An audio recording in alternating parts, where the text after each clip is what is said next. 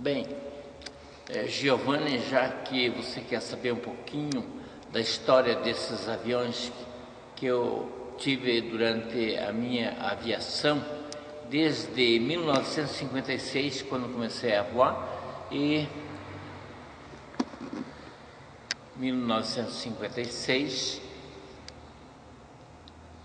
no Aeroclube, mais exatamente no dia 4 de abril de 1956, eu fiz o primeiro voo de adaptação num avião Piper J3 no Aeroclube de Frederico Westphalen, onde eu fui aluno da primeira turma que nós fundamos praticamente o Aeroclube, começando no ano 51, quando o deputado estadual Leonel de Moura Brizola esteve visitando Frederico Westphalen, e ele também já era piloto de Aeroclube, o Leonel de Moura Brizola. E então ele sugeriu lá para o distrito de Frederico Westphalen, que era o 5º distrito do município de Palmeira das Missões, e para fazer uma pistinha de avião, para descer de avião quando ele faria as campanhas dele pelo interior do Rio Grande do Sul. Tudo bem, Giovanni? Aí eu estive presente até o dia do primeiro encontro aeronáutico em Frederico Westphalen. Então, foi no dia 7 de outubro de 1951. E o meu primeiro voo foi que eu andei então de avião naquela época, no dia 30 de outubro de 1951. Então, já passa de 60 anos que eu ando com avião. Aí eu comecei a voar, solei, fiz mais alguns voos e apareceu esse avião Stinson Voyager, lá de Caxias do Sul. Comprei essa aeronave em 1957. Tudo bem, em 1957, e fiquei com ele até 1960. Fiz um serviço, antigamente era raríssimo os aviões para fazer táxi aéreo, então eu tinha em Frederico Westphalen, no Rio Grande do Sul, eu tinha esse avião como para serviço de táxi aéreo, e eu também vou aprender mais e mais. Então eu vou te mostrar um pouco a cabine desse avião. E então esse avião, eu estou com ele há mais de 55 anos que eu tenho esse avião, e eu trouxe esse avião e outras aeronaves para deixar aqui na minha fundação, porque neste local é que eu comprei as terras aqui e fundei a cidade, primeiro o loteamento, depois o distrito, depois o município, tudo neste local aqui. Para isso que esse prédio eu escrevi Fundação Júlio Martins. Então eu vou pedir para você filmar um pouquinho da cabine dessa aeronave, que é do ano de 1947, esse avião, um avião americano. Então tu vê, com essa aeronave eu voei, aproximei de 500 horas de voo com esse avião. Vou contar um pouco da história dessa aeronave. Esse é um avião Bonanza E-35 que eu comprei em 1972, depois que quando eu entrei aqui no Mato Grosso, Primeiro eu voava um avião Cessna 170, que eu vim por muitas viagens aqui no Chapadão do Pouso Frio. Chapadão do Pouso Frio eu vim 3 vezes com o avião 170. Aí eu fiz uns negócios aqui de corretor e vendi umas terras para um pessoal lá do Rio Grande do Sul e sobrou um dinheiro e eu comprei então um Bonança. Assim, para explicar mais rápido, então esse avião aqui eu comprei em 1972. Ele está com 40 anos que eu comprei esse avião. E eu voei com esse avião mais de 4.000 horas de voo durante esses 40 anos que eu comprei ele. Voei mais de 4.000 horas de voo, ou seja, mais de 1 milhão de quilômetros nesse avião aí, que você vai filmar um pouco da cabine e ver como eu tive sorte e tudo, claro, manutenção, exigência do fabricante, exigência da nossa aeronáutica, para a gente ter uma manutenção que pudesse garantir de ter voado e não ter dado problema. Quanto ao fabricante que fabricou peças boas, e também eu me cuidei muito com condições meteorológicas, de ter me cuidado muito, enfrentei também muitas barras pesadas de mau tempo e apertos assim, meio chegar de tarde demais, também me cuidei muito e deu tudo certo. Então mais de 4.000 horas ou mais de 1 milhão de quilômetros nesse avião aí, o Bonança E-35. Sim, o que eu vou te explicar desse avião? Então, eu já falei antes que voei mais de 4.000 horas sentado aqui na esquerda dessa aeronave, transportando pessoas. Principalmente o trabalho dele foi Rio Grande do Sul e o Nortão aqui, trazendo pessoas para comprar terras, que eu, como corretor, então usei essa aeronave durante todos esses anos que eu falei antes. Então veja esse painel, que nem nós estamos aqui. Quero ver a altitude.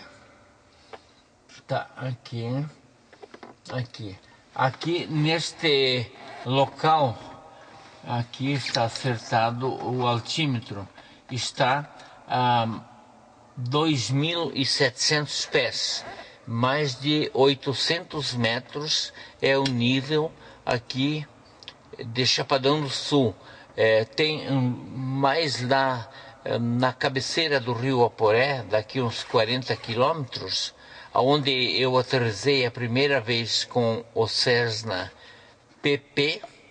DPQ, e eu pousei lá, e então lá aproximava 2.900 pés, ou seja, 860 metros do nível do mar.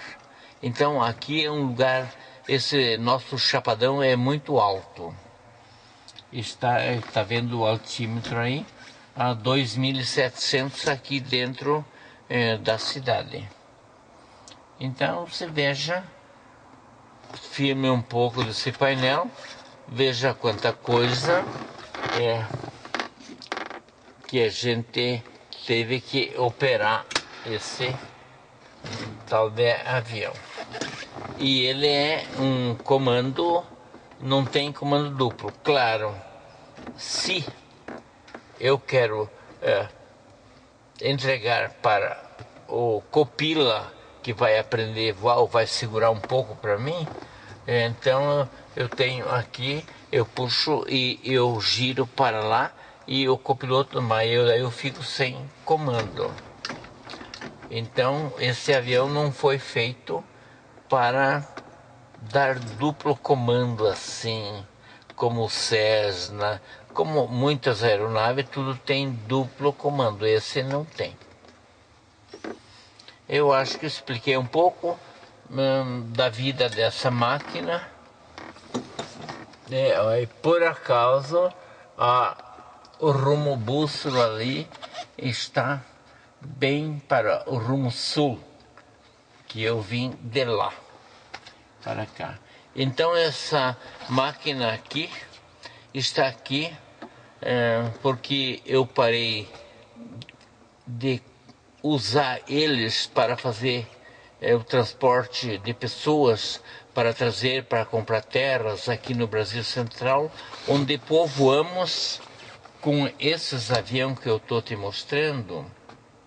O início em 1972, no dia 21 de abril de 1972, eu cheguei aqui no Pouso Frio e comecei a trazer gauchada para comprar terra, e terminou em nós entrando no Mato Grosso afora, subindo, além de Cuiabá e ao redor e nas proximidades de Alto Araguaia, Rondonópolis, e depois se surgiu mais campos para o lado de Primavera do Leste hoje, que é uma cidade importante, tudo formado depois que eu fundei este lugar.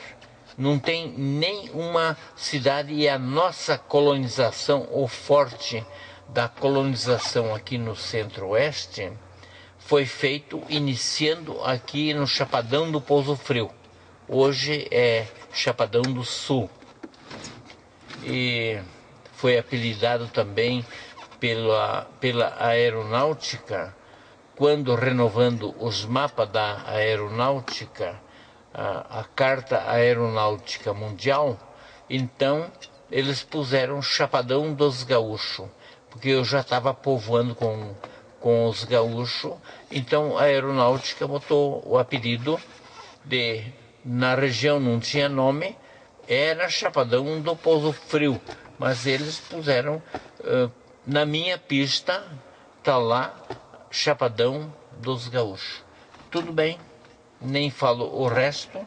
Quando eu quis, então, legalizar o distrito para depois emancipar, eu queria pôr Chapadão Gaúcho, para homenagear a tribo de índios do Rio Grande do Sul, que eram os gauchos. Gauchos, ou para os gaúchos é gaúcho. Então, homenagear esses índios que foram famosos na região sul, lá na divisa lá de Uruguai, Argentina e Rio Grande do Sul. Tudo bem?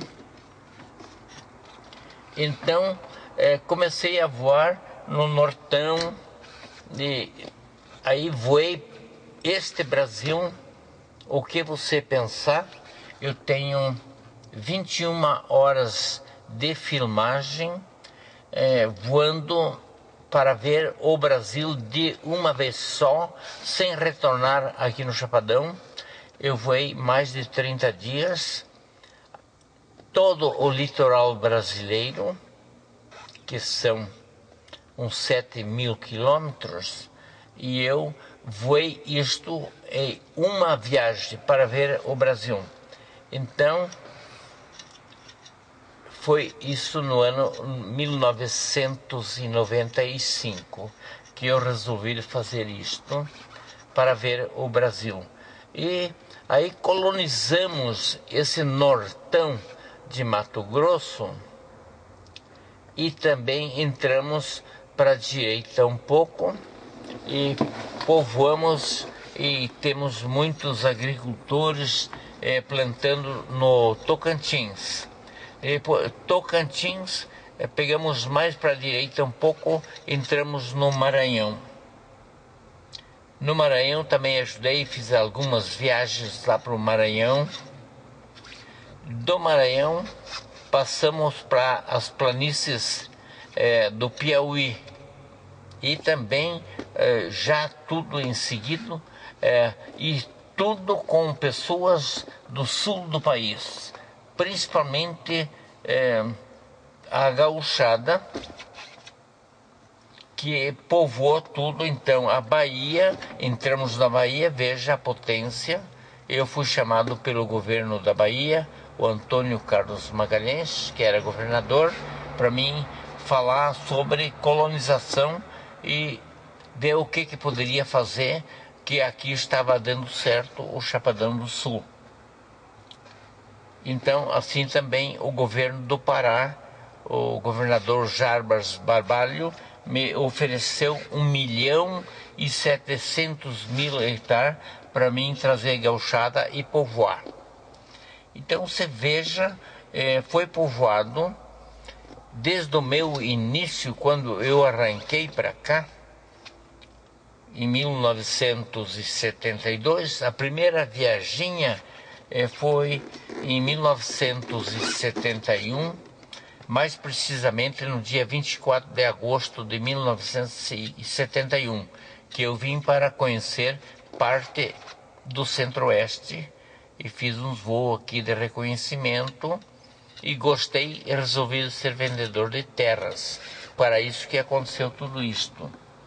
Então, esses governos me convidaram para ver como é que ia fazer, que nem o Antônio Carlos Magalhães, que era o governador da Bahia, queria fazer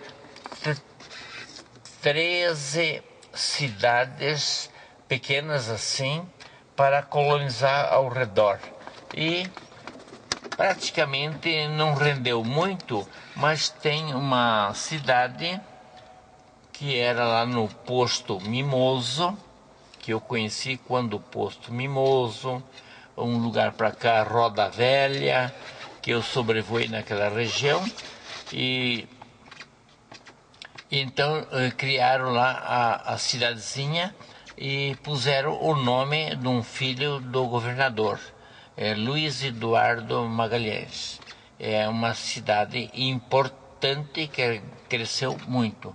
E Barreiras também mais para baixo, e a gauchada plantou todos esses estados, então, que eu falei. Então, começando de lá para cá, mas foi tudo começado aqui, nessa posição, que essas terras, para quem me ouvir eu falar, ou vamos guardar isto como recordação, as terras desse Brasil Central não estavam descobertas para a agricultura.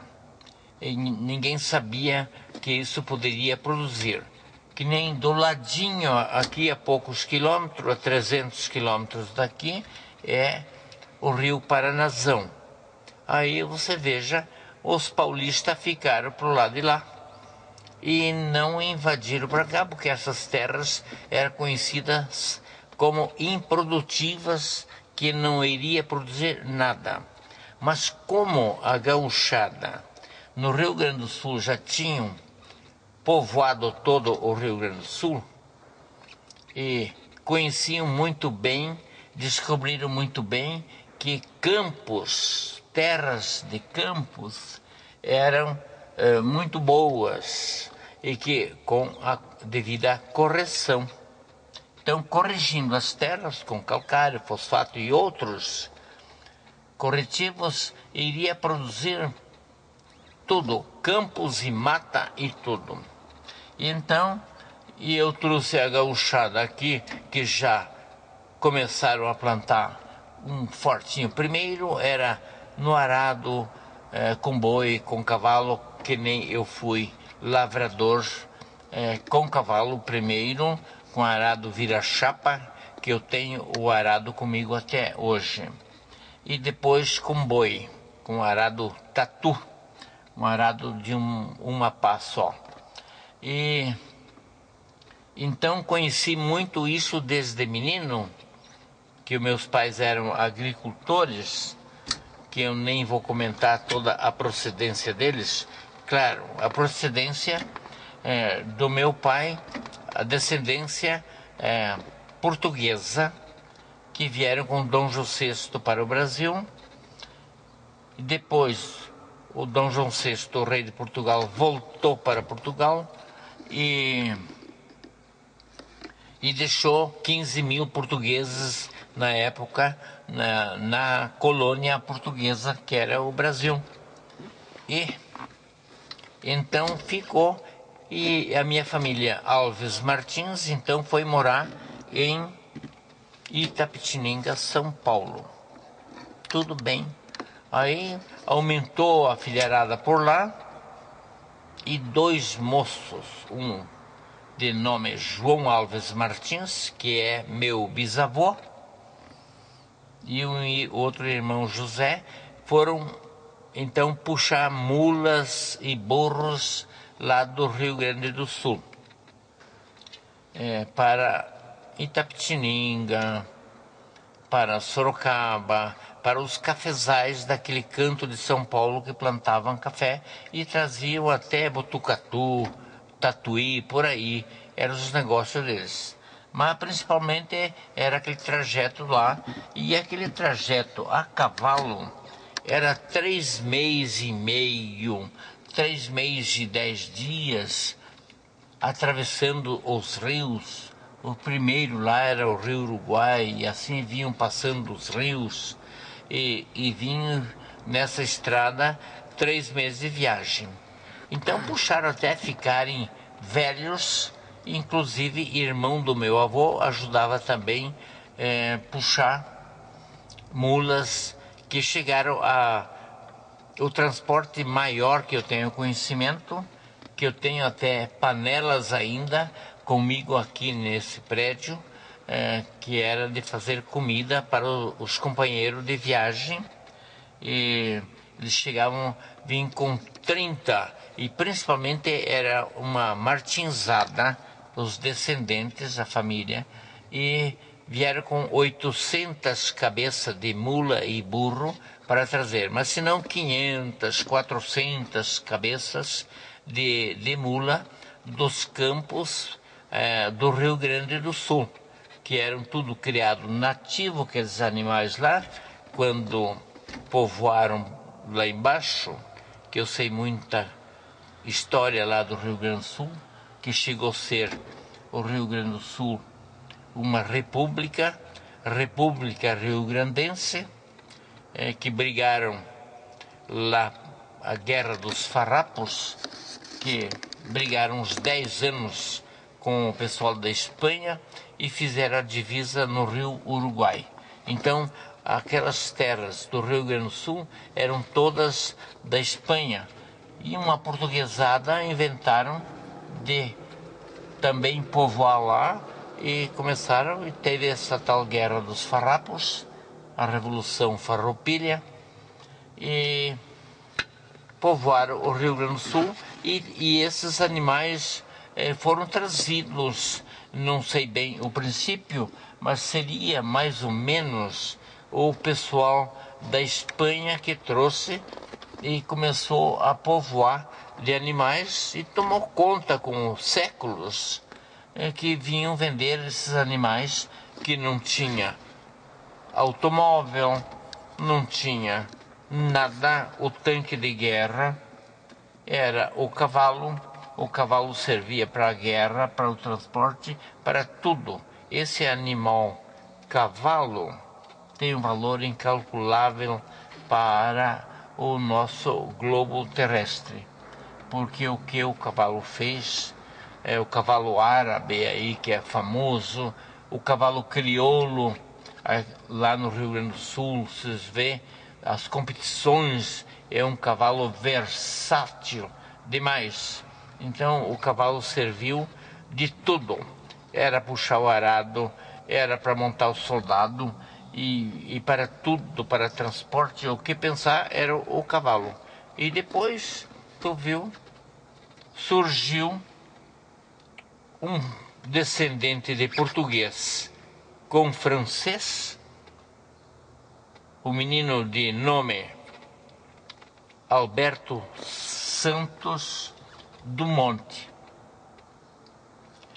inventou o tal de avião lá em Paris. O pai dele morava aqui nas divisas aí de São Paulo e Minas Gerais. O pai dele era Henrique Dumont, e de ser casado com uma moça Santos, então misturou Santos Dumont. E eu fui já umas 2, 3 vezes a Paris. 2 vezes fui especialmente no local aonde Santos Dumont fez o primeiro voo, que tem o campinho de pouso até hoje lá, com a máquina o mais pesado do que o ar. E ficou considerado o homem que fez o primeiro avião do mundo. Então foi esse brasileiro. Sabemos tanta coisa dele que agora não vou falar, estou só lembrando rapidamente, mas os franceses dentro de Paris têm o campo de pouso, que eu verifiquei, tem as árvores ainda perto da pista, que teve muitas fotografias na época. Então, que se vê, ele voou em 23, na Semana da Asa, né? De 16 a 23 de outubro, a Semana da Asa. Então ele voou nessa semana e eu fui nesse local que admirei muito. Tem monumento lá, muitas flores, um jardinzinho bonito, que os franceses homenageiam até hoje o Santos Dumont. Então você vê como começou a historinha de avião, que agora estamos aqui dentro da cabine desse Bonança. Tudo bem? Então você veja, quando eu comecei a povoar aqui, o Rio Grande do Sul tinha 10 milhões de habitantes. E agora, há poucos dias, eu olhando aí na internet, o Rio Grande do Sul tem 10 milhões e 500 e poucos mil habitantes. E durante 40 anos, a família gaúcha foi subindo o Brasil acima e povoando outras terras. E você veja quem está povoando o Brasil na agricultura. O que é criação de grão é a gauchada, e deveremos de ser mais de 20 milhões de gaúchos durante esses 40 anos que eu estou povoando aqui, que já passou de 40 anos que eu estou por aqui. Estou voando ainda.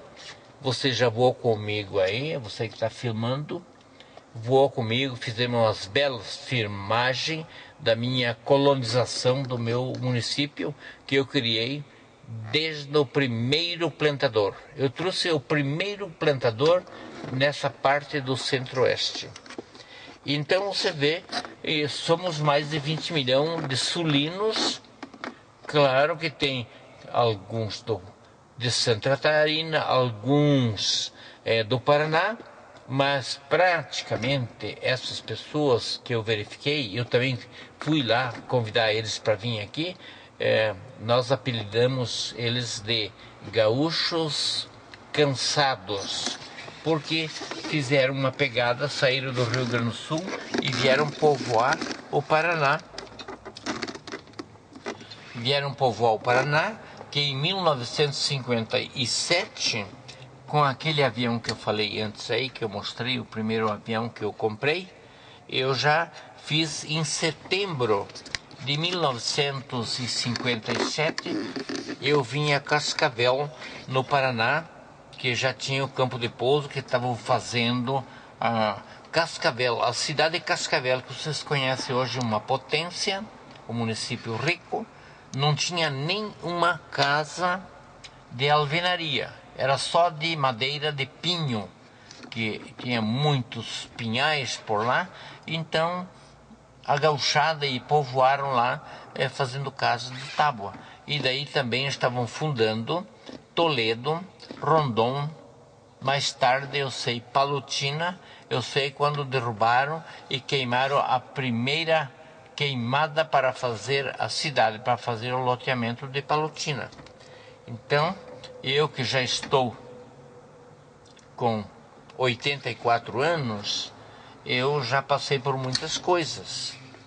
Então, conheci esse mundão virgem. Só o litoral brasileiro que foi bastante habitado, porque era tudo mais prático. Mas o centrão, aí quando eu descobri essas áreas para cá, esse Brasilzão para cá, porque eu tinha sido vendedor de veículos, também Mercedes-Benz, por mais de 10 anos no Rio Grande do Sul, e eu revirei aquele Rio Grande lá, eu conhecia bastante dos gaúchos de melhor posse, que teria algum dinheiro para comprar terra. Eu fui atrás deles, e fui atrás, e a notícia correu. Quando eu comecei, Porto Alegre tinha 3, 4 aviões de táxi aéreo, alguns Skyliners, um Twin Comanche, esses aviãozinhos.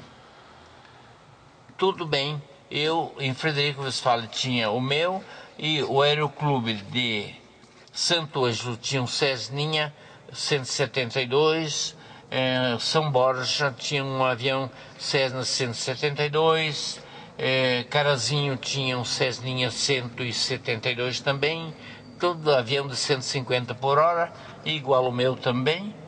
E comecei a voar e despertei atenção no sul do país, divulgando o centro-oeste, as terras desvalorizadas, que eu cheguei a comprar terra aqui, no preço de hoje, a $2.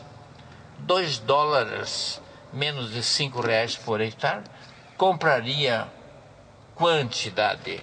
E eu então trouxe gauchada que começaram a comprar 25 mil hectares. Foi o primeiro comprador que eu trouxe, o seu Zeca Silva, que foi prefeito da cidade de Santo Augusto. Aí eu comecei lá por Santo Augusto repontar a gauchada e trazer.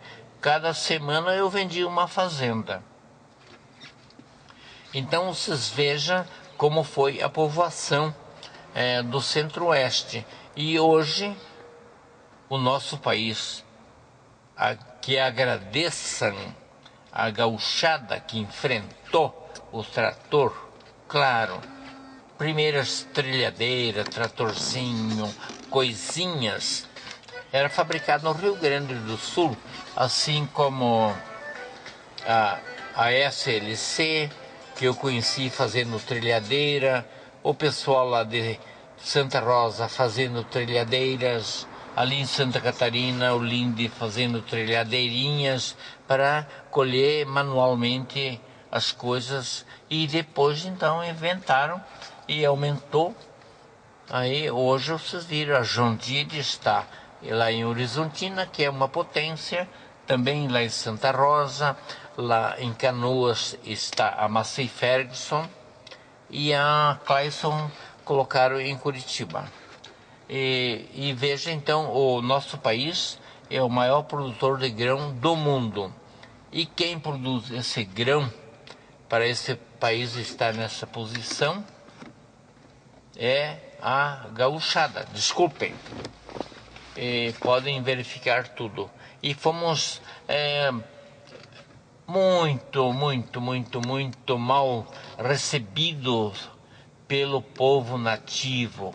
Claro que alguns eram pessoas muito boas, mas a maioria chamava nós de bombachudos, de gauchada, maleva, e relembravam a Guerra dos Farrapos, a Revolução de 93, lá dos Maragatos e Chimangos.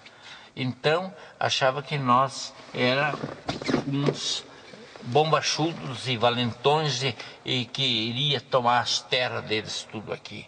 Então fomos maltratado, e queria que visse como é que foi difícil para essa colonização gaúcha provar que eles eram bonzinhos, que eram humildes, que eram responsáveis, compravam as terras e pagavam, que nem eu falei para um governador do estado uma vez. Digo: governador, o senhor não dá apoio para esse meu povo que eu estou trazendo? O senhor não entende? Mas eu, governador, sou o homem mais ladrão que tem do Rio Grande do Sul, roubando milhares de tratores, de colhedeira, caminhões, caminhonetes, e os gaúchos vindo, que eu estou roubando o gaúcho de lá também, compram as terras, pagam, governador, e produz grão, e o senhor com isto paga a polícia, paga professores, faz estradas, e o senhor trata nós desta maneira. Daí ele diz: mas seu Júlio, isso foi meus assessores dizia que nesses chapadões onde eu estava povoando não dava nem cascavel. Eu sabia que os nativos mato-grossenses diziam: não dá nem calango, um lagartinho, então não dá nem calango. Agora o governador naquele dia, na minha casa, ele veio por 2 vezes, depois que ele entendeu, depois que ele deu um prejuízo muito grande para o estado dele, sem saber, porque os famosos assessor diz que não dava, e era a política de politiqueiros que se envolveu, que eu tive que sofrer muito aqui para fundar esse lugar. Quando eu fui uma vez a Campo Grande, depois que era já estado, porque eu cheguei aqui no ano 71, 72, 1971, 72, então o estado saiu em 77, e o primeiro governador do estado de Mato Grosso do Sul, por acaso, nomeado pelo ex-presidente Geisel, que eu conheci, conversei com ele, andou no meu carro que está aí na frente, posso mostrar o carro, ele e mais alguns ex-ministros. Então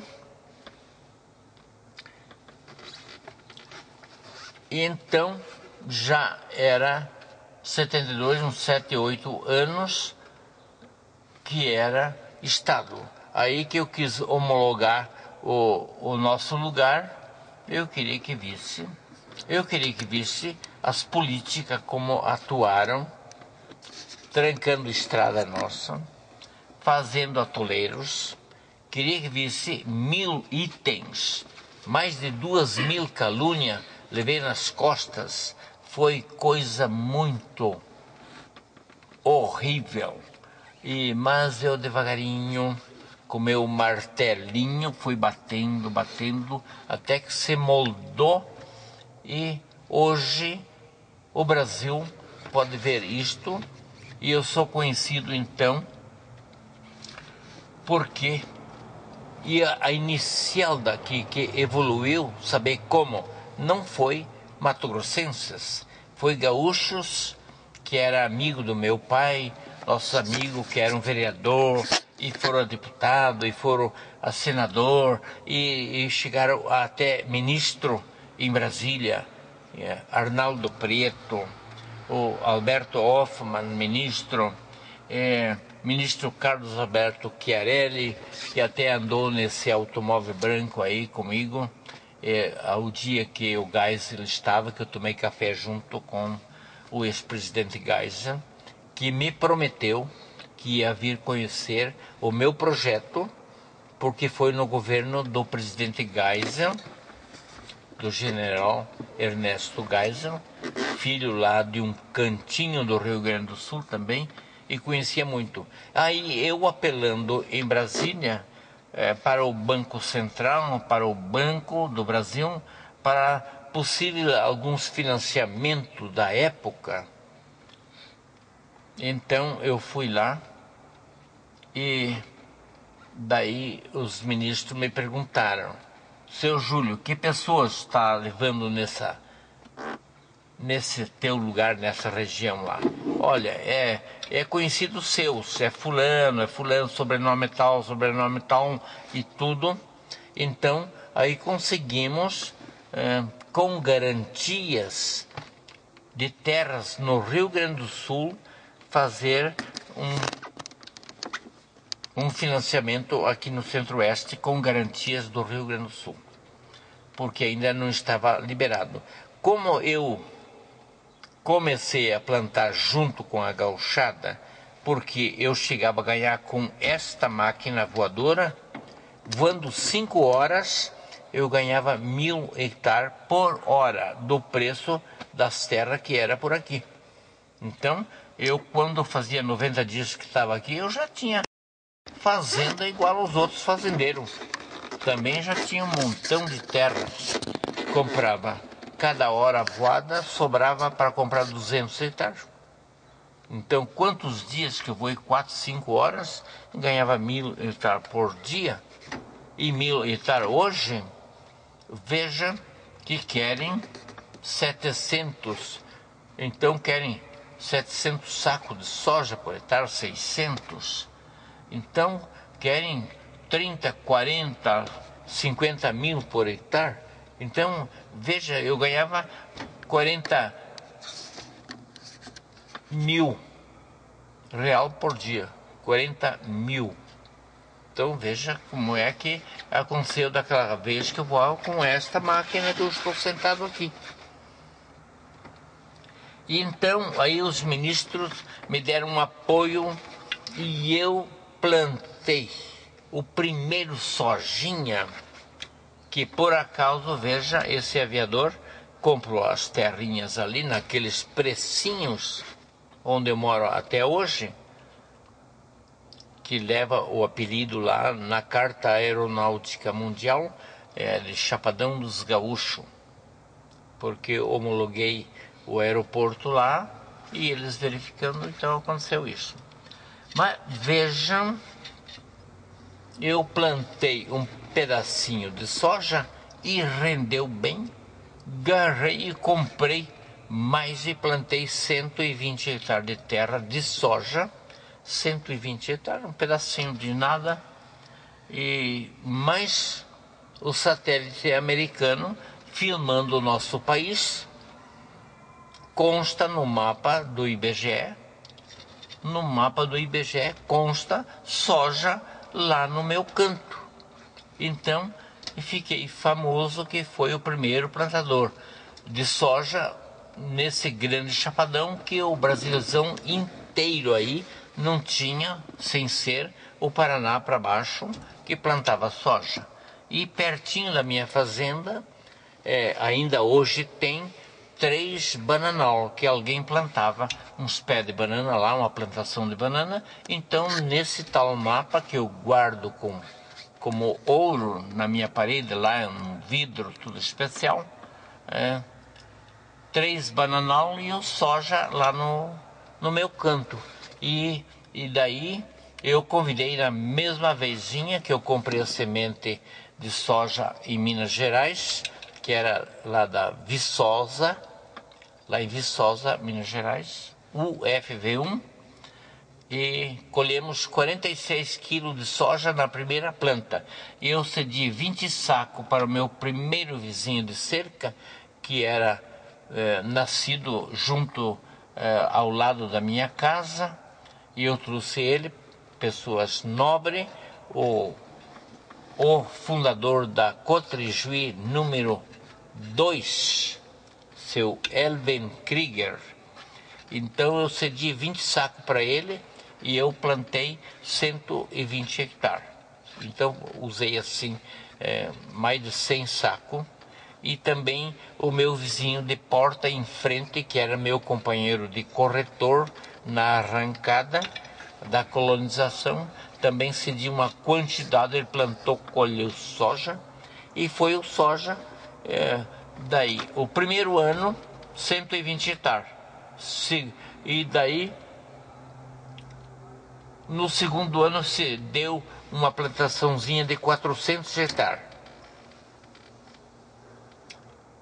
Na segunda plantada para a terceira, se plantou 6.000 hectares, a gauchada.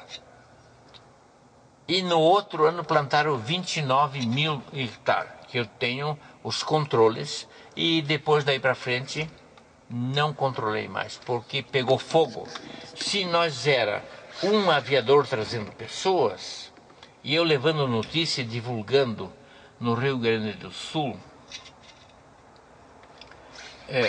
a colonização que eu estava dando início aqui no Centro-Oeste, e começaram a comprar avião e também aumentar os pilotos. Então, em 71 era um avião, 72. Até quando foi no ano 77, nós numa reunião de piloto lá no Sul, nós era de Cascavel para baixo 300 aviador puxando gente para o Centro-Oeste. 300 aviões, minha gente. Então você viu que coisa fantástica. E então Cascavel, quando eu conheci Cascavel, tinha só uma madeireira lá que tinha um avião, um Comanche 250, Comanche 4 lugares. Em 72, então, tinha o Comanche, e em 77 já tinha, foi aquela grande corrida, passou para ter 46 aviões, só Cascavel. Agora me diga, era Passo Fundo, era Santo Ângelo, era Cruz Alta. Então vocês vejam, esse Rio Grande do Sul está em peso aqui. Que nem eu conheci uma família que era sócio do meu sócio de primeiros negócios de terras aqui no Centro-Oeste, o Chico Barreto. Então o Chico Barreto tinha uma sociedade de criação de suínos com a família Maggi. Hoje a família Maggi é os maiores plantadores de grão do mundo. Uns primos do Blairo Maggi, os Schaeffer, plantam 500.000 hectares de terras, aí no Nortão, naquela direção lá de Cuiabá, lá para cima, ou seja, Sapezal e outros cantos. O Blairo Maggi, mais de 400.000 hectares. Blairo Maggi, todo mundo conhece, que eu estou falando aqui, porque o menino, que era menino quando nós começamos aqui, hoje ele é senador da República, já foi governador do Mato Grosso. A família Pivetta, que era de um lugarejo que eu fui morar e ser caminhoneiro, que nós era 2 caminhão na cidadezinha, automóvel não tinha nenhum, naqueles anos, em 1949. Então, nós era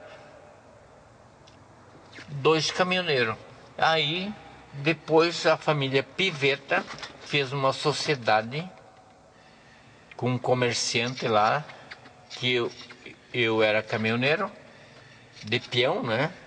Porque eu não tinha, eu era filho de agricultor e estava com meus 20 anos, 21, e estava mudando os primeiros passos.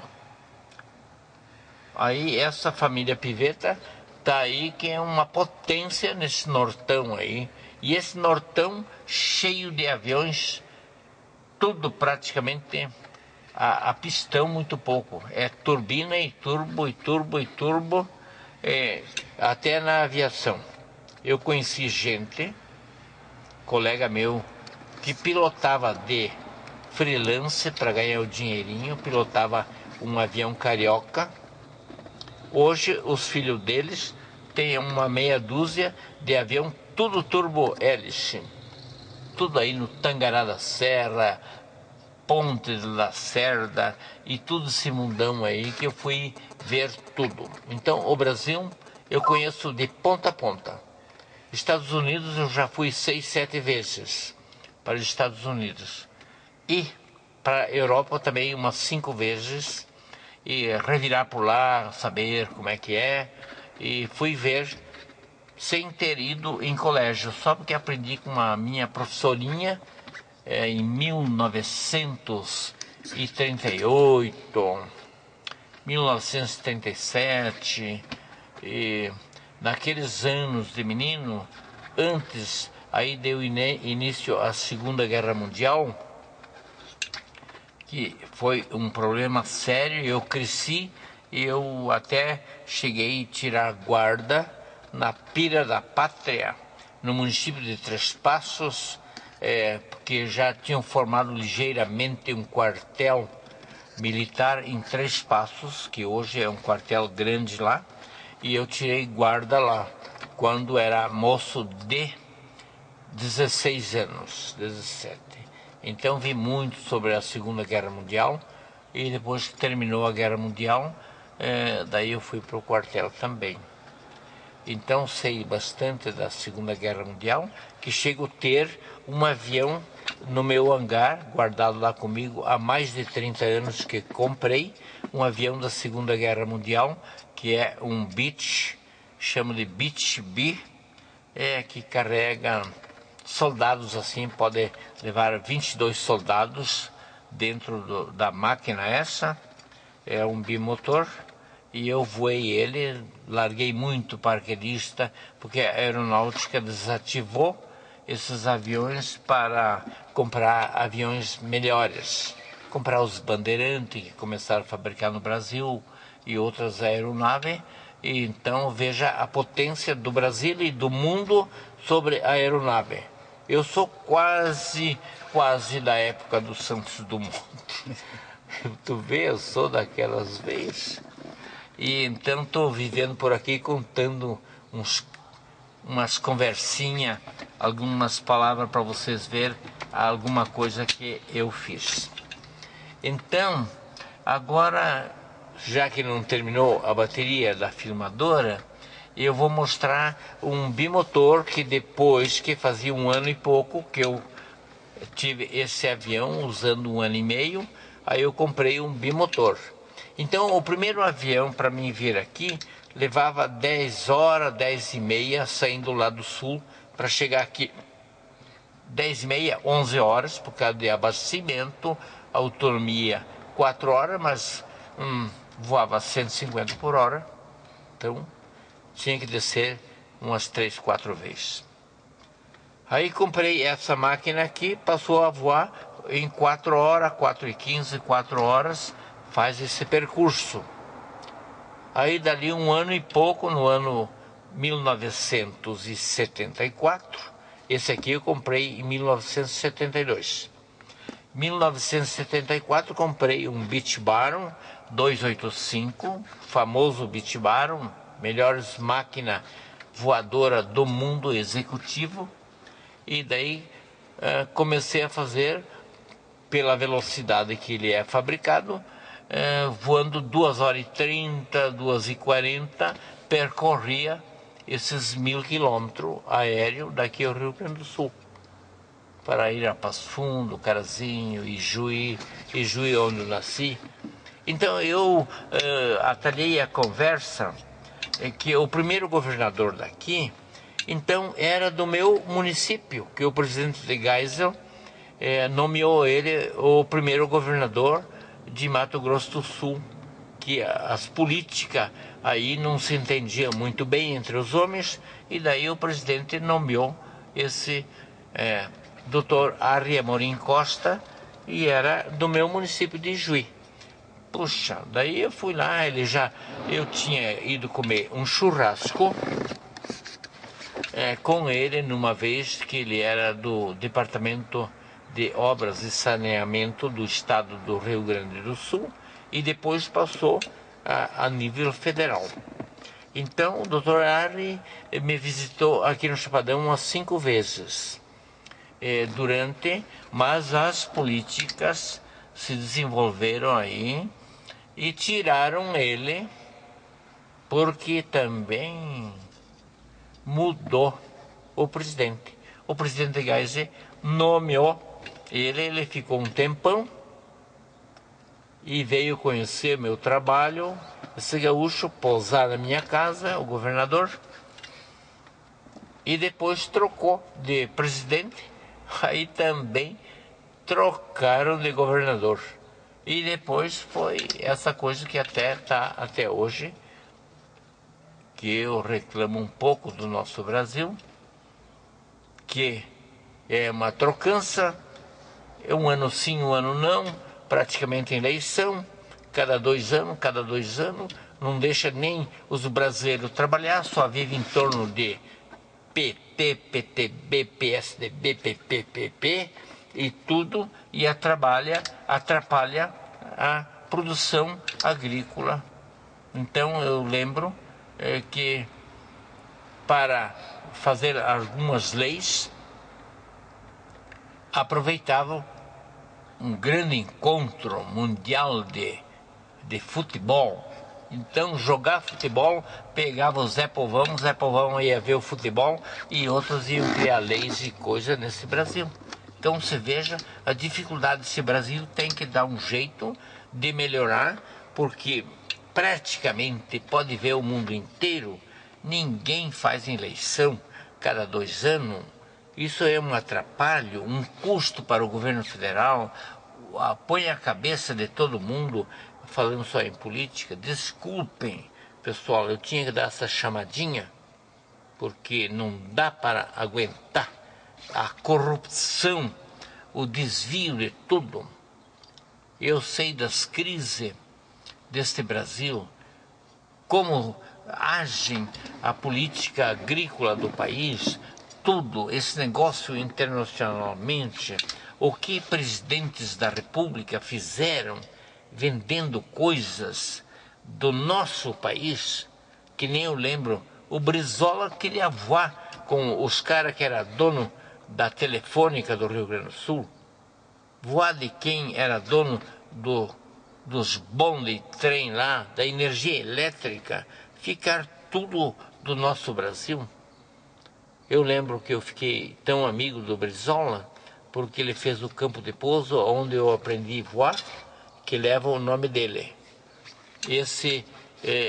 O aeroporto chama-se Engenheiro Leonel de Moura Brizola. E por coisas de eu ter voado tanto e tudo, e não sei o que mais, o ano passado me chamaram lá na minha cidade, nessa pista que eu fui o aluno da primeira turminha de meia dúzia de pilotos. Mas ninguém comprou avião da minha turminha. Eles ficaram voando os famosos teco-teco, ou chamavam de Cap-4, ou Piper J3 e outros.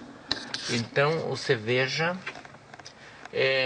criamos isso e eu agradeci lá e me chamaram lá. E então o hangar da cidade do Aeroclube de Frederico Westphalen, Rio Grande do Sul, chama-se Hangar Comandante Júlio Martins. Então escreveram na parede, bonitão lá e tudo, agradecendo esse piloto que cresceu tanto e levou tanta gente para o centro-oeste brasileiro, que da nossa cidade e da nossa região, tudo estão proprietário de muitos turbo-hélices, King Air e outras máquinas fantásticas aí, que o nosso povo tem e volta e meia aparecem lá com as suas máquinas lá para visitar os parentes. Então agora eu quero aproveitar para mostrar um pouquinho da cabine do Beech Baron que eu voei, que eu estou com 38 anos com essa máquina. E vamos lá, até lá, menino. Bem, já que eu falei um pouco do avião Bonança e de outras aeronaves que eu tive para uso da nossa colonização aqui de Chapadão do Sul, que era Chapadão do Pouso Frio, e virou nessa colonização que é o município que mais produz em relação a outros municípios de Mato Grosso do Sul. Está em primeiro lugar, em muitos pontos. Então você veja o que foi acontecer nesses poucos anos que eu estou colonizando esta região. Tu vê, que eu trouxe um pouco de povo mais evoluídos e tudo, e que aqui, na realidade, beirando essa rodovia, que é uma rodovia pela Cordilheira das Águas do Brasil, que logo em seguida aqui em frente está as águas que vai para a direita da rodovia, para a bacia amazônica, e para a esquerda para a bacia do Prata.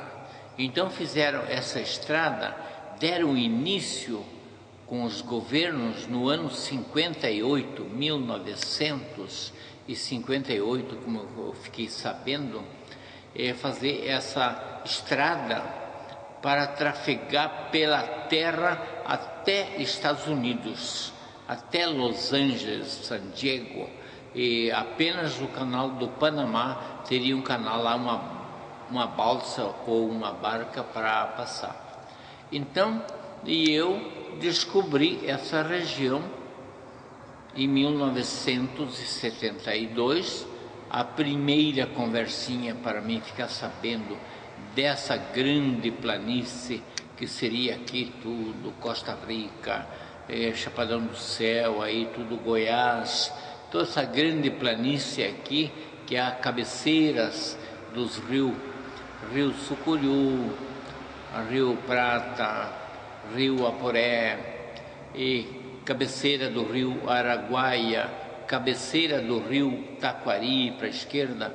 Então fiquei conhecendo isto e deu início de saber disso aqui no dia 20 de março de 1972, lá em Dourados, que eu já tinha feito algumas viagens para vender terra na região lá das proximidades de Campo Grande, que Campo Grande não era capital ainda, era um município de Mato Grosso. Então, descobrindo isso aqui, comecei a colonizar. Quando foi uns 120 dias que eu estava trazendo os primeiros gaúchos para comprar terra aqui, e no dia 13 e 19 de setembro, 19 de setembro de 1972, me surgiu a ideia de eu fazer uma cidadezinha, uma povoação aqui nesse mundão, longe de tudo, que para o lado de Goiás, Jataí está aí cheio de rios para atravessar, que não tinha ponte, praticamente 200 quilômetros.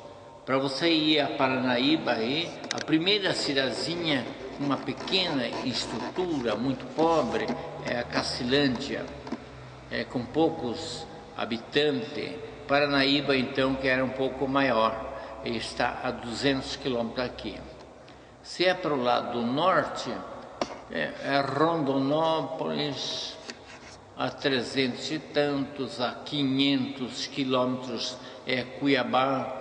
Então veja, e Campo Grande, no rumo 245, indo para Campo Grande, teria uns 2, 3 moradores na beira do rio, na rota que a gente via algumas moradinhas que tinha já pessoas tendo uma pequena criação de gado, beirando o rio Sucuriú, depois o Rio Verde, depois o Rio Pardo, aí chegava em Campo Grande. Então 300 quilômetros também nesse rumo para Campo Grande, 300 quilômetros aéreo, porque para ir daqui a Campo Grande tinha que fazer por qualquer dos lados, pela direita ou pela esquerda, tinha que fazer quase 1000 quilômetros para ir a Campo Grande, com estrada precária de chão, tudo, não tinha nada. Então, se eu cheguei em Campo Grande a primeira vez, tinha 7 edifícios, 7 prédios, que eu sei os nomes, quem que é, até hoje. Então, um hotel, era o Hotel Campo Grande, com 13 andares, 12. E daí tinha mais 6, tinha 7 prédios. E veja, hoje, mais de 1000 prédios, fora toda a infraestrutura ao redor. Então, se encontrou um Brasil parado aqui. E eu estava no início dos conhecimentos aeronáuticos aí de voar, então, e fiz disso, já era também uma profissão. Fiz de profissão vender terras, colonizar e ganhar percentagem dos compradores que me compravam as terras. Tudo bem. Então, como eu falei, comecei com um avião que levava 10, 11 horas de voo até aqui.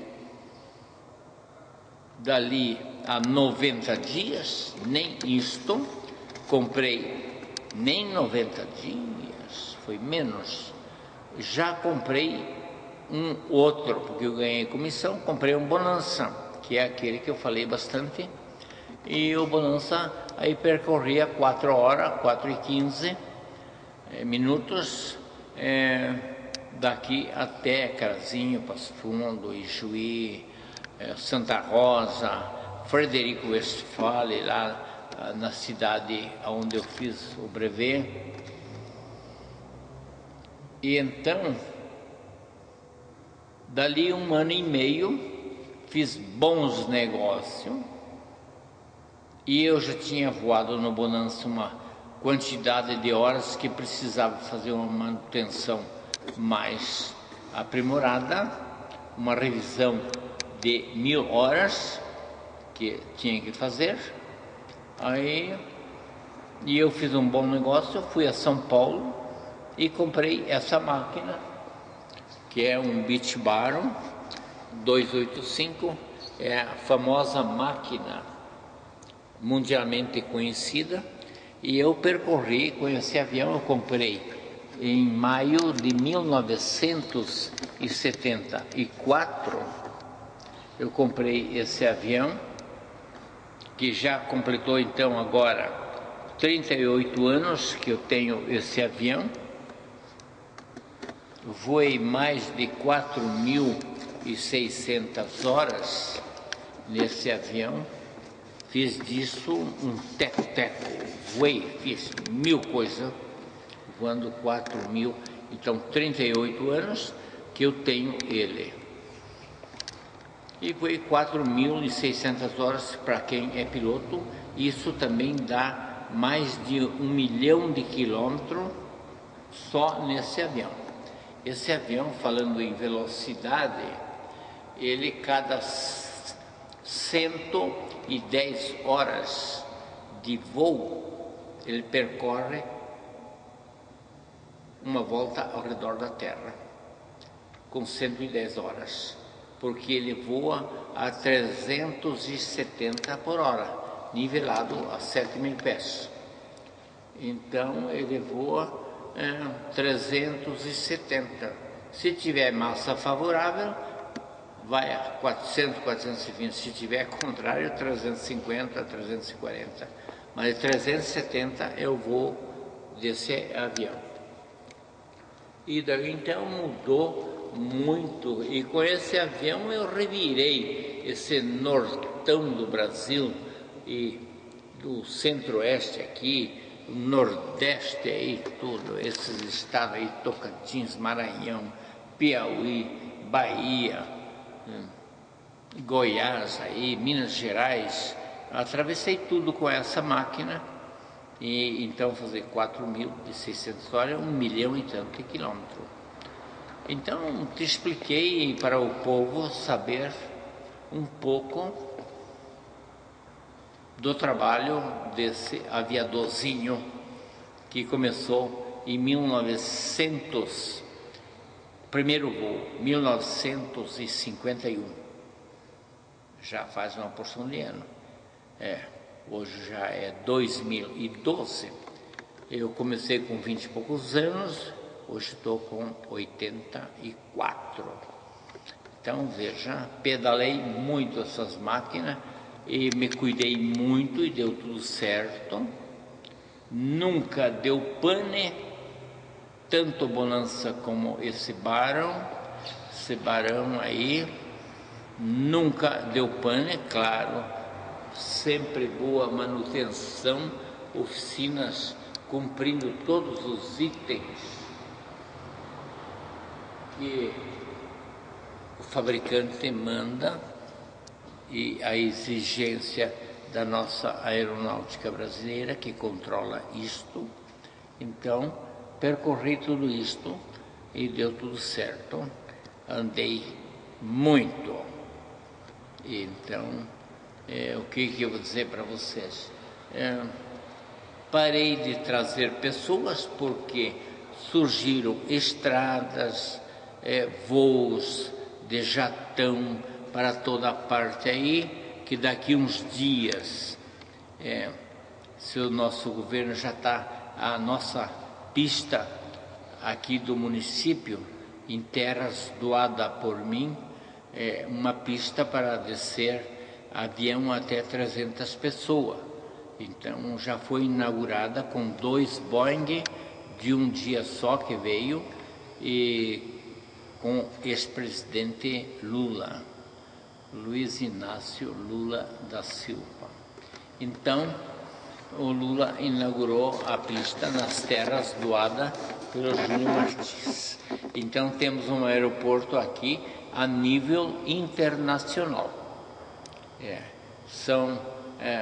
Com área de escape e tudo, o aeroporto tem 2.700 metros, 30 metros de largura, mas a faixa é 200 metros de cerca a cerca, conforme manda a construção de aeroporto mundial, para que as aeronaves desse globo aí que trafega por aí, que aqui, por acaso, eu estou morando num cruzamento de aerovias.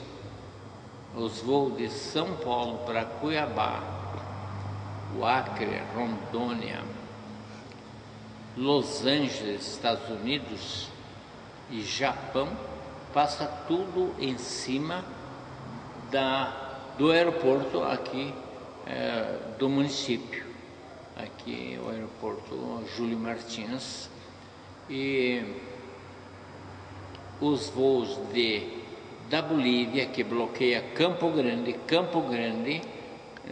Goiânia, Brasília, passa tudo em cima, exatamente ao lado do aeroporto. Se vê as aeronaves constantemente da aeronáutica, aviões de movimento aéreo da capital de Campo Grande para Brasília e Goiânia, aquele passador ali na minha casa. É o cruzamento de aerovia. Só para quem é piloto, que entende um pouco, pode ver como é que é. Então, não sei, tem tanta coisa para falar, mas eu já falei muito, então eu agradeço a todos, principalmente aos governos que colaboraram com o crescimento desse Brasil Central, que foram muitos, começando pela gauchada que eu comentei antes, quem que era em Brasília, que me ajudaram, me levaram nos governos, banco e tudo, para liberar financiamento, criar o FCO, que é o Fundo do Centro-Oeste, para financiar casas, terras, gados e tantas coisas criaram, então tudo por causa disso.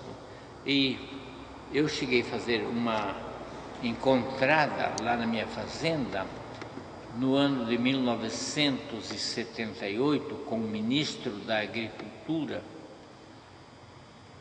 que recém estava criando o estado de Mato Grosso do Sul. Então, esse ministro liberou a correção das terras do Brasil Central, por ter visto a produção de soja aqui no Alto Chapadão, nas planícies aqui de um nível de mais de 800 metros, e liberou a correção das terras. E foi o que aconteceu. O estouro desse Brasil Central, que produz hoje, que nem eu comentei antes, o maior produtor de grão do mundo, com quem? Com o maquinário e a técnica e tudo, 90% do Rio Grande do Sul. E olha lá, eu não conheço paulistas com lavouras aí, não conheço mineiros com lavouras por aí. Claro, um mineiro que é o ex-ministro Paulinelli, ele plantava uma lavoura, porque ele era um agrônomo, e é um agrônomo. Eu falei com ele há poucos dias, recebi uma homenagem em Brasília o ano passado, fim do ano, me considerando o patrono da produção agrícola do centro-oeste brasileiro, em escala. Então recebi uma comenda, uma medalha, e guardei com muito prazer. Então você vê, só por ter feito esse trabalho inicial, que aconteceu com aquele aviãozinho.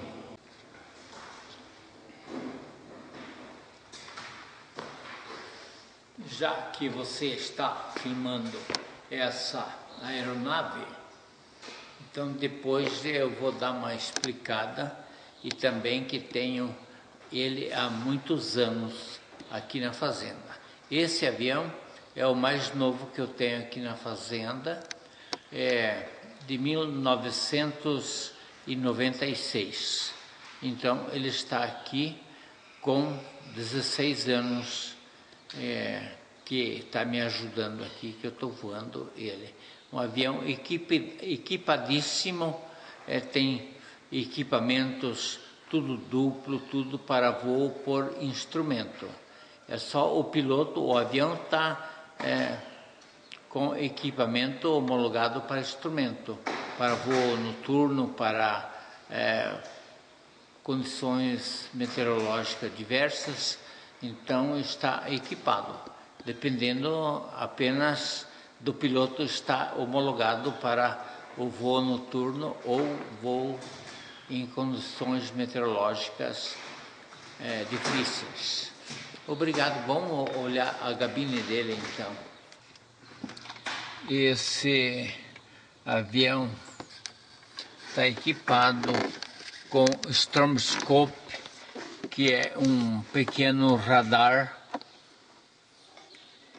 com DME, transponder e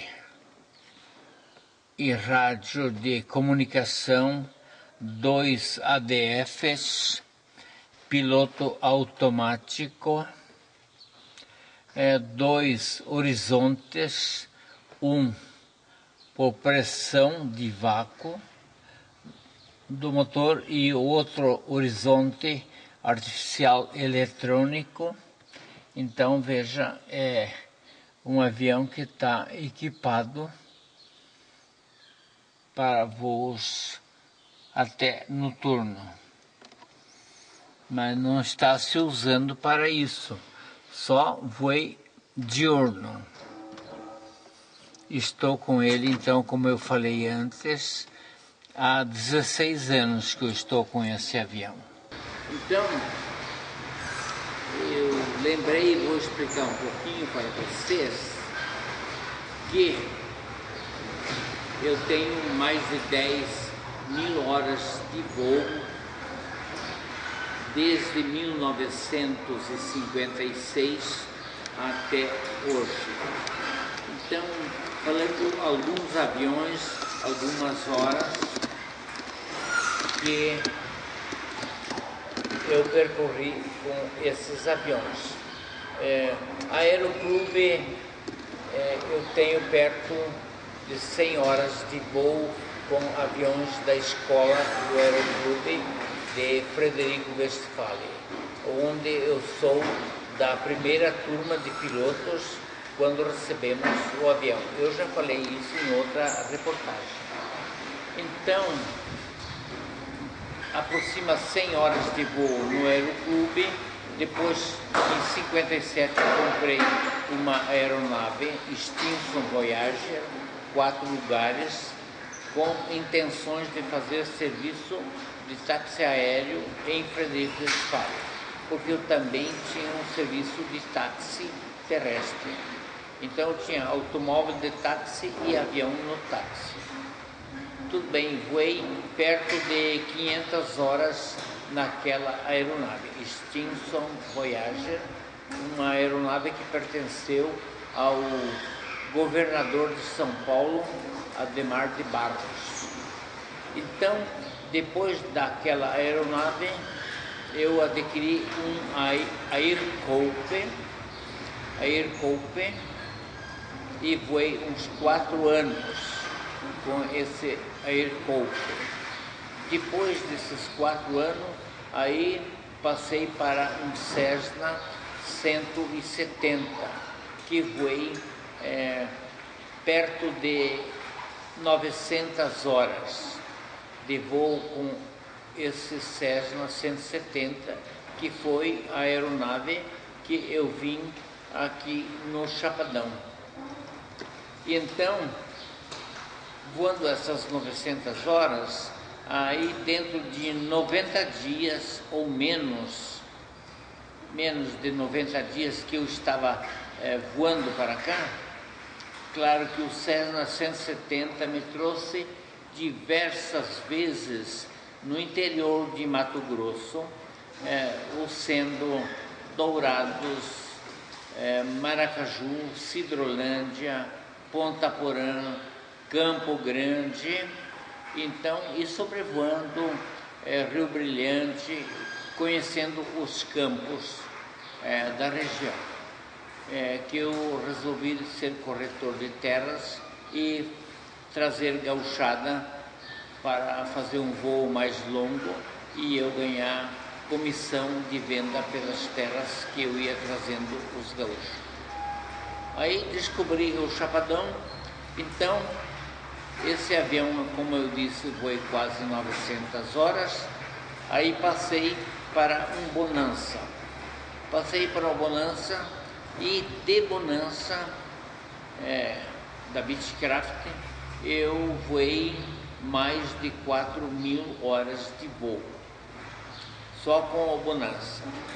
E daí, há um ano e meio depois, quase 2 anos, eu comprei um Beech Baron bimotor, assim você veja, com o Cessna 170 do Rio Grande do Sul até aqui no Chapadão. Eu tinha que descer para reabastecer, então eu voava 10 horas e meia, 11 horas até chegar no Chapadão. Com o Bonança passei a voar 4 horas e 15 minutos. Depois, com o Beech Baron, passei a fazer o mesmo trajeto com 2 horas e 30, 2 horas e 35 minutos. Veja como mudou a minha aviação. Então, e trazendo esse povo do Sul para ver, que eu já comentei em outra reportagem, a quantidade. Primeiro eu comecei com um avião no norte do Rio Grande do Sul, na cidade de Frederico Westphalen, mas já tinha aeroclubes, uns 5, 6 do Rio Grande do Sul, que tinha o Cessna 172, máquina parecida com a minha, mais ou menos o mesmo motor e coisa. Tudo bem, eu fiz a onda e a divulgação do centro-oeste do Brasil, que não estava colonizado e precisava trazer a gauchada. No ano 71, 72, eu fui sozinho em 73 e logo a gauchada começaram a comprar aviões. E deu uma oportunidade e começaram a importar aviões americanos, o Cessna, né, diversos tipos, e Beechcraft também, os Bonanza. E quando vimos, no ano 77 e 78, fizemos um encontro com muito piloto do Sul, e nós uns 300 aviador puxando gente para o centro-oeste, e colonizou-se a 1000 por hora, rápido, a 1000 por hora, rendeu muito, porque os aviões é que fizeram esse projeto, essa ajuda. Então, como eu falei, voei de Bonanza 4.000 e poucas horas, voei de bimotor 4.600 horas, voei também Aerocommander, fui proprietário de um Aerocommander, fui proprietário uma pequena parte de um Navajo, fiz alguns voos e também voei Seneca mais de 200 horas, voei esse Piper Carioca que está aí, 1.400 e poucas horas dessa aeronave, e voei perto de 500 horas com esse Skyline que está aqui, que você pode ver esse JEU aí, eu voei perto de 500 horas, e também nesse avião que pertencia à Força Aérea Brasileira, que serviu de aeronave de combate pelos americanos durante a Segunda Guerra Mundial. Esse avião de 1940, então eu voei mais de 100 horas nessa aeronave, largando paraquedista, fazendo voos locais. Então voei com essa aeronave também, que pertenceu à Força Aérea Brasileira, e que os americanos na época fabricaram mais de 10.500 exemplares desse tipo aí, de S-18, que aqui no Brasil chama-se Beech B, porque tinha o Beech monomotor, que era o tipo Bonanza, que era um avião também para a guerra, e depois fabricaram esses Beech B. Começou com pouca potência, 340 HP, 400 HP, 450, e foram até 600 e poucos HP. Então, eu voei com esse avião, eu estou com ele de propriedade há mais de 30 anos que eu tenho esse avião aqui nesse hangar. O Bonanza, eu tenho ele, o Bonanza eu já falei, está nos 40 anos. Esse Piper Carioca, eu estou com ele há 33 anos. E o último, que é esse Skyline aqui, da Cessna, eu estou com ele há 16 anos e pouco. Então, essa é a minha aviação para fazer mais de 10.000 horas, ou seja, mais de 3 milhões de quilômetros, que eu tenho tudo registrado em caderneta, praticamente o nome de cada pessoa que andou comigo, e que está registrado ininterruptamente, marcado decolagem por decolagem, pouso por pouso, durante toda a minha aviação, que começou forte já em 1956, e agora estou parando, porque eu estou nos 84 anos, mas ainda voo qualquer um desses aviões, estão com a manutenção muito em ordem, que eu fiz uma revisão geral nesses dois. Um está com 5 horas após um top de motor, e aqui também está com 16, 17 horas após um top de motor. Então estou com os aviões em perfeito estado de voo, e vou continuar fazendo a manutenção anual como manda a ANAC, a Agência Nacional de Aviação Civil. Então, cuidar das máquinas voadoras. Eu acho que expliquei um pouco, me conheci um pouco, então fiz esse projeto de colonização que está servindo para o Brasil todo. O nosso Brasilzão está muito forte com esse povo que trouxemos do Rio Grande do Sul e o sul do país, porque tinha muita gente que saíram do Rio Grande e estavam povoando Santa Catarina, estavam povoando. Eu ajudei a trazer mudanças e também fazer voos, já desde o ano 57, para Cascavel e região, Toledo, Rondon, Palestina. Então foi muito nesse nortão do Paraná. E daí, como tinha muitos gaúchos, fui convidar alguns também desses para vir morar no nortão aqui. Eu acho que eu fico por aqui hoje. Muito obrigado. Desculpe o papo, mas vou deixar registrado alguma coisa para não ser esquecido, para futuramente alguém acessar e ver um pouco de meu trabalho. Muito obrigado.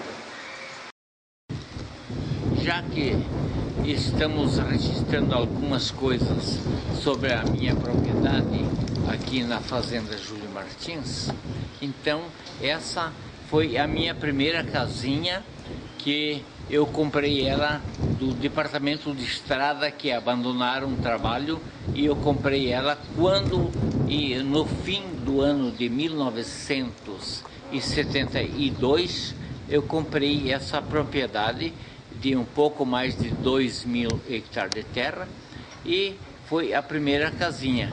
Primeiro mesmo foi um barraco aqui, que eu tinha um barraco que eu ia nas pescarias lá no Rio Grande do Sul, eu trouxe no avião e botei a barraca aí.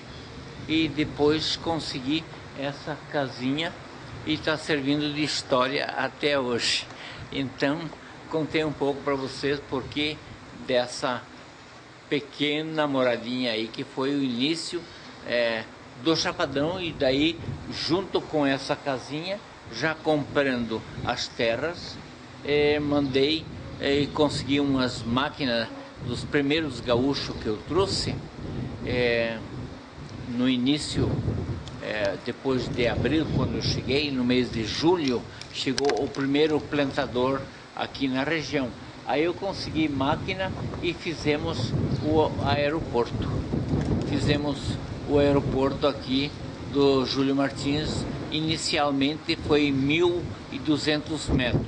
E depois eu passei para 1.500 e hoje é 1.850 metros o comprimento dessa pista de avião, cascalhada pelo governo de Cuiabá ainda, que era o governador Dr. José Fragelli, que chegou durante a temporada política dele assumir até a presidência da República, e ele já veio aqui nesse hangar que eu tô com esses aviões aí.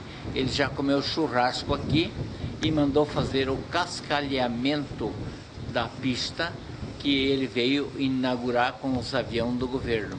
E reunimos naquele dia mais de 30 aviões.